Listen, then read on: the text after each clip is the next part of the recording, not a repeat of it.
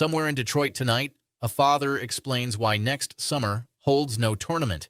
That quiet heartbreak is the true bombshell shaking the PGA Tour. Brian Rolapp pushed a new plan forward, and a $100 million deal crumbled beneath it. 13 years of loyalty now sit at risk, tossed aside like nothing. Rory McIlroy felt it too. He mocked the fragile second tier as a glorified Corn Ferry event, and the ache behind those words stung. The Masters champion watched a piece of his sport begin dying. Rocket embraced this city when few believed in its future.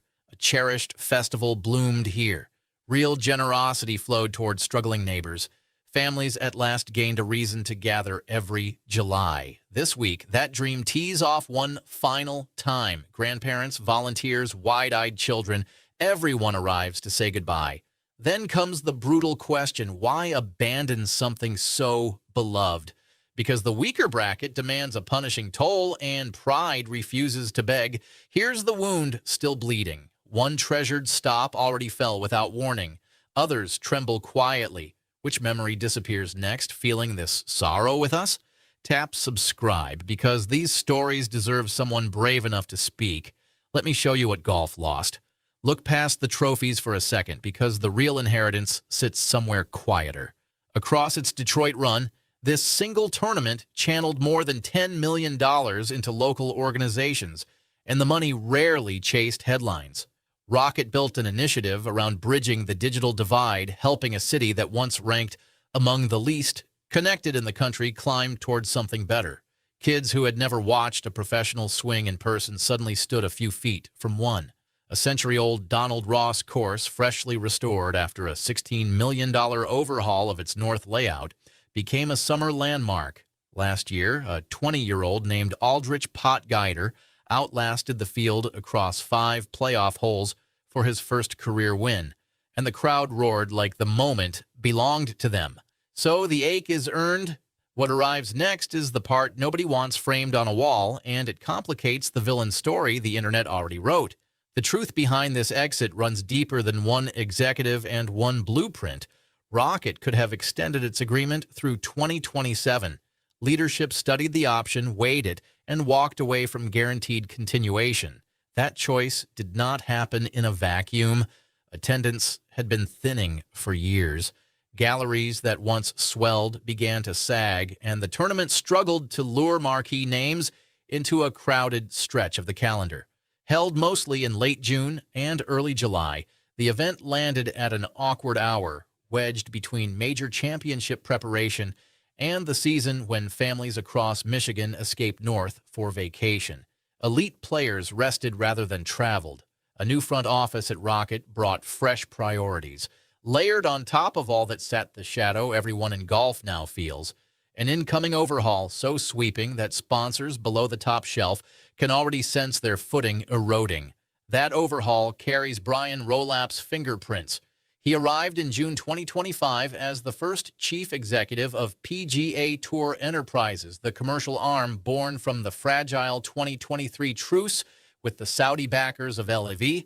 Behind him stood a war chest, a $1.5 billion investment from Strategic Sports Group, a coalition of heavyweight owners with patient money and long horizons.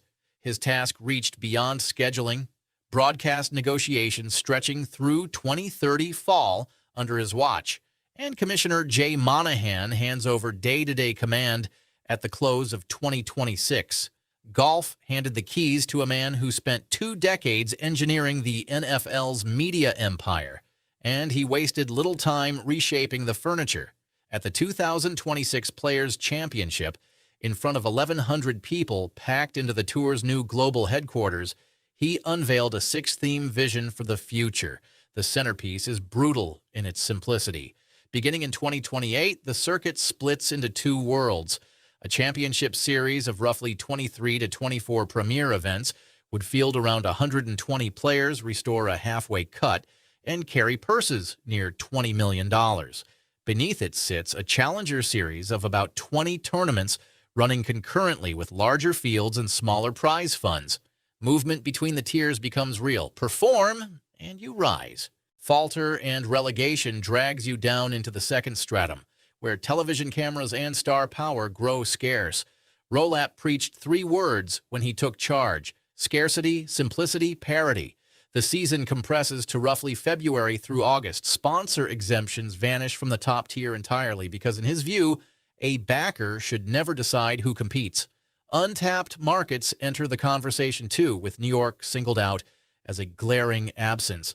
The tour currently plays in only 4 of the 10 largest media markets in the country, and he treats that gap as opportunity rather than tradition worth protecting. Here is where Rocket's math turned cold. The premier events run sponsors somewhere around $30 million a year, a steep climb for a company already questioning its return.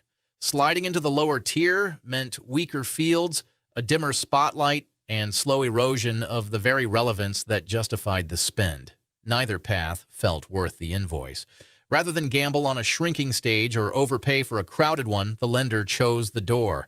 The plan did not fire a single shot at Rocket. It simply changed the terms of belonging, and a proud partner decided the new membership fee cost more than the pride was worth. Then came the sentence that set the sport ablaze.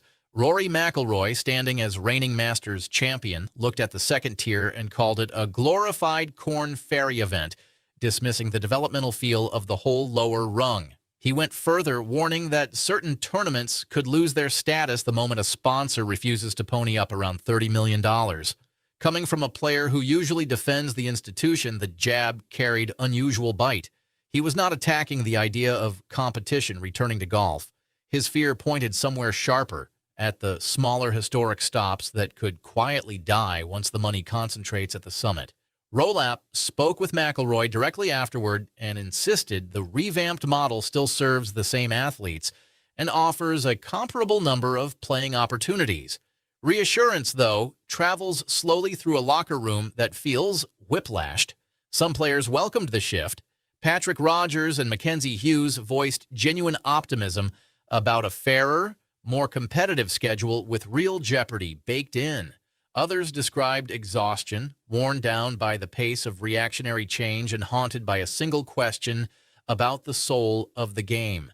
Rich Beam, a former major winner, went public with a blunt warning, cautioning Rolapp against a scheduling decision he branded disgraceful. The room is split, and the fractures run along a fault line between progress and preservation. Money magnifies every crack. The tour's current media rights arrangement sits near $7 billion in total, roughly $700 million per year, locked through 2030. Rolapp himself admitted that his biggest downside surprise since taking the job has been the uncertainty swirling around the future of sports rights. Broadcaster budgets face pressure. The NFL looms over the entire negotiating landscape, and any squeeze there leaves thinner margins for everyone chasing a slice. A parallel deadline adds weight. Strategic Sports Group holds the right to draw down a larger investment, a move that would dilute existing shareholders, including the players who now own equity, with the board facing a decision window that closes in early 2027.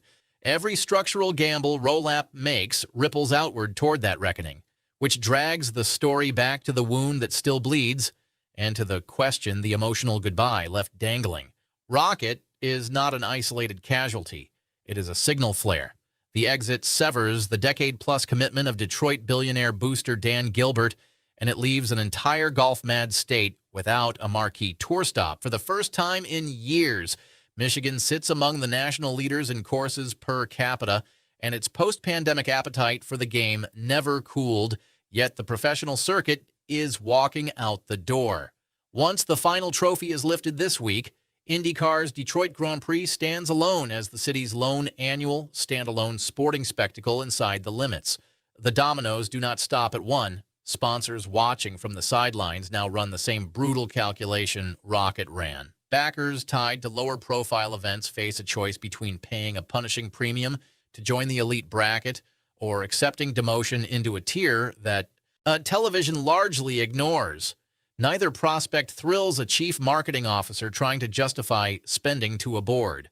The quiet panic McIlroy hinted at is not theatrical. It reflects a genuine reordering of value where a handful of blockbuster properties absorb the attention and the money, while everything beneath them fights for oxygen.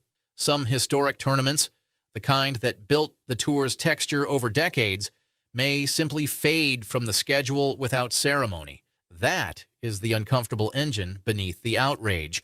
Rolapp did not sabotage a beloved deal out of malice. He built a system optimized for scarcity, and scarcity, by design, leaves losers in its wake. Detroit became the first name on that list, not because anyone targeted the city, but because the new blueprint no longer had a comfortable seat for a mid-tier event with thinning galleries and a founder weighing his options. The tragedy and the strategy occupy the same room. Both things are true at once, and pretending otherwise would insult an audience smart enough to smell spin. So, who follows Rocket into the void? Nobody powerful will answer aloud, because saying it out loud accelerates the exodus. Behind closed doors, the recalculation is already underway. The 2028 launch gives every stakeholder roughly 2 seasons to decide where they land. And 2 seasons is barely enough time for a nervous sponsor to plan a graceful exit. The events most exposed share a profile: modest fields, awkward calendar slots, purses that suddenly look small beside $20 million showcases. Watch that group. The next farewell may already be drafting its statement, dressed up in the same gracious language Rocket used, thanking a city while quietly conceding that the arithmetic stopped working. Detroit deserved a better ending than a spreadsheet. The neighborhood that welcomed a tournament nobody expected, that raised millions for its own, that watched a young champion cry after 5 playoff holes, now returns to the long wait it endured once before, after the Buick Open vanished back in 2009. Golf gained a bolder, sharper, more ruthless product under Rolapp. It lost something harder to measure in the exchange. Whether that trade proves worth it depends entirely on how many more cities end up standing where Detroit stands today, staring at an empty summer. If this story moved you, do more than nod along. Subscribe to the channel and turn on notifications, because the moment the next sponsor blinks, the reporting most outlets soften.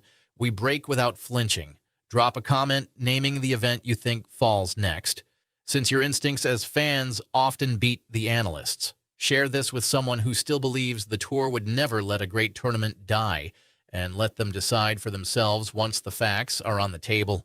The dominoes are still standing. We intend to count every single one as it drops, and we want you watching when it happens.